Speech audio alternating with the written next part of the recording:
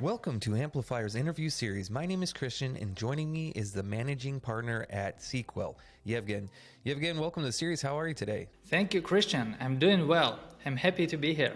Brilliant, and I'm really curious to see where this interview goes, because today we're talking about e-learning and e-assessments. So maybe to start us off, can you discuss the most common technologies used in large-scale e-assessments and e-learning, and how they help to overcome potential challenges in these assessments? Yeah, thank you, Christian, for a good question. I really like this topic because of its importance and potential to impact education and our entire life for the better. Because to improve anything, we need good feedback, and this is where the assessment might help. We had a chance to develop several projects in it, and I confirm that many technologies are used in e-assessment and learning platforms. They are driven by the process of each assessment step, but in general, it depends on your goal and your audience. For example, there might be already existing solutions available on the market. The commercial quiz software like Socrative, Quizlet, or even Google Forms, or more academic one like Canvas or open source Tao, originally developed by the University of Luxembourg and now maintained by Open Assessment Technologies. On the other hand, there is a vast amount of smaller or individual proprietary software products built. We observe many attempts to build a single universal e-assessment solution, but instead more new tools coming up solving different problems. It just shows us how big this field is. Perhaps it's impossible to create and merge all these tools together to build a single universal platform, but there is still a common ground worth mentioning. I'm talking about the industry standard QTI from IMS Global Consortium. Even if you are not going to be fully compatible with it, it's a good start and it can help you to avoid the major software product mistakes in the future. You can also learn from there to build your software modular and extensible. Very often, there is a still need for an individual solution though. In this case, we will have to consider the main assessment processes, but build the software from the ground, or integrate with already existing software. In this case, the technology would go just to a little more technical level. For example, to build a testing platform, a pretty common option would be to go for web, CSS, HTML, and JavaScript-based solutions, as well as the mobile, iOS and Android, built on frameworks like React Native, Flutter, or Xamarin to guarantee a cross-platform compatibility. Cloud computing technologies can be used to maintain and manage large volume of e-assessment data and results, the student question and answers. Cloud computing technology can be also used to enable or enhance the delivery of the assessment over the internet. But bear in mind, sometimes the cloud would be not sufficient. You might need to be able to set up the system on premises for privacy concerns, for instance. A separate range of technologies are the analytics and data visualization. These are mainly R and Python built packages. They are most likely open source and solving different statistical, machine learning, and other data processing tasks. No, it's super interesting, and it's become such a big part of our life now since the pandemic. Let's talk a little bit deeper in this. What are the main phases and steps involved in conducting an international large-scale assessment, and how does technology play a role in each one of these phases? Well, there are in total 10 major steps of the e-assessment. But first of all, you need to define the purpose and the scope of assessment. Why and what will be measured and who is going to be involved. Once defined, the development of assessment items begins. It requires an e-assessment platform to be in place. For routine evaluation, you might want to reuse the assessment items from your item banks from the past cycle and adjust them. This will be used to collect items during the e-assessment process. Examples of such items will be multiple choice questions, short answer questions, essays, or interactive tasks. The design of e-assessment involves organizing the assessment items, configuring the settings of the feedback and scoring. Internationalization begins once the assessment is designed. It includes translation, verification, adaptations, and media materials preparation for each language. It's essential to have comparable items in various languages without breaking the meaning of the question or shifting its focus. Conducting assessment goes next. The e-assessment is then conducted using the selected e-assessment platform.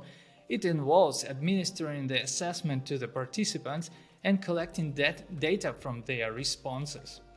Before going full scale, it's probably a good idea to do a test on a smaller group to identify the major errors before scaling them when going worldwide. Usually, it might be a separate step is a data collection. Not always. When the assessment is through and all the questions and answers captured, the data goes to a central storage. There are some privacy or administrative or geographical or even technical constraints that might prevent this. Therefore, the data may stay on the devices and even require another round of processing before it's collected. Data scoring and labeling the question and answers may need some processing afterwards via tools and humans to guarantee a quality data. Some answers have to be reviewed and graded individually. There is a separate software and cluster of different tools used for it. Analyze the e-assessment data. Your primary interest here is the direct answers to your questions, and behavior during assessment might give you another interesting perspective. It involves organizing data, identifying patterns and trends, and drawing conclusions based on the data. Interpret the e-assessment result is very important. Once the assessment data is analyzed, the result needs to be interpreted. This involves making sense of data and identifying what it means in relation to the purpose and scope of the assessment we spoke about in the first step. Communicate the e-assessment. This is the final step, is to communicate the results of the assessment. It involves sharing the findings with stakeholders and decision-making organizations for the further plannings and actions. You know, there's a lot that goes into it. I mean, everything that you were just explaining of all these different possibilities and how every example has to be really scrutinized. So let's talk a little bit about that. You know, what are some of the biggest challenges faced by those involved in e-assessments and e-learning on an international scale, and how can these challenges be addressed to improve the effectiveness of these assessments? I see several significant challenges and on international scale. They all require software to be scalable and modular. In the best case, you are happy if all participants have necessary devices, high-speed internet, and rooms for the assessment. But it's not always like that. One of the issues is the appliance in schools, university, or students' homes.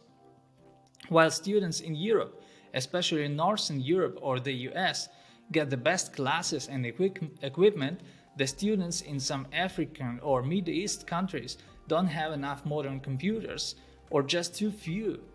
Internet connectivity is also an issue. It implies your testing and administration procedure as long as has higher demand for the software modularity and cross-platform compatibilities. Depending on your assessment scale and geography, you might even need to consider shipping some small computers or USB sticks to some particular countries. One other aspect to consider is data protection. Not all countries are so sensitive about the data stored, but there are enough of them that do care about it. Different countries have different rules. Their level of transparency and protection varies.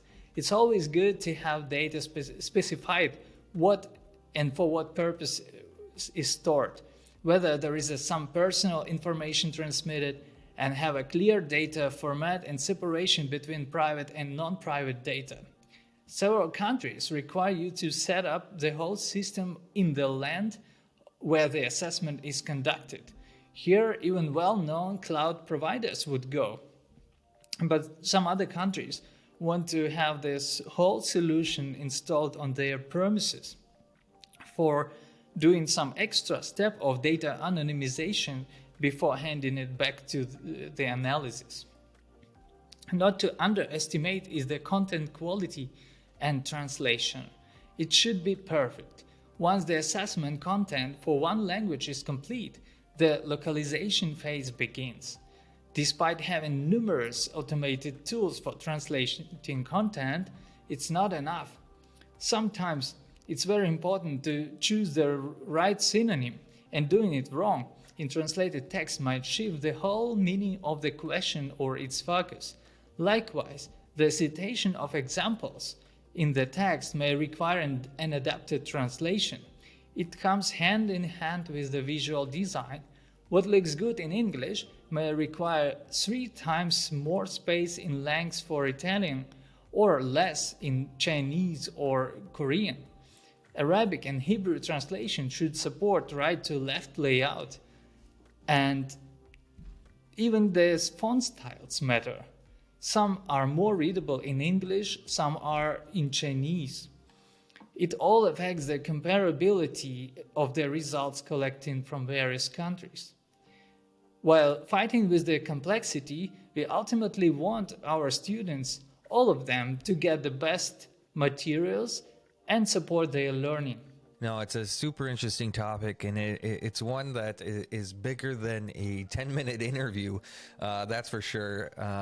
And I'm sure there'll be plenty more questions coming out of this. So if people are interested in finding out more about what you guys do at CQUELLE, where can they go? Yeah, just visit us on the website www.cquelle.com, or simply find us on the LinkedIn. So go check them out. Of course, links are in the description. Ievgen, it's been a pleasure to have you on today. Super interesting topic, like I said, something we haven't covered yet. So I really appreciate you joining us. Thank you for inviting, Christian.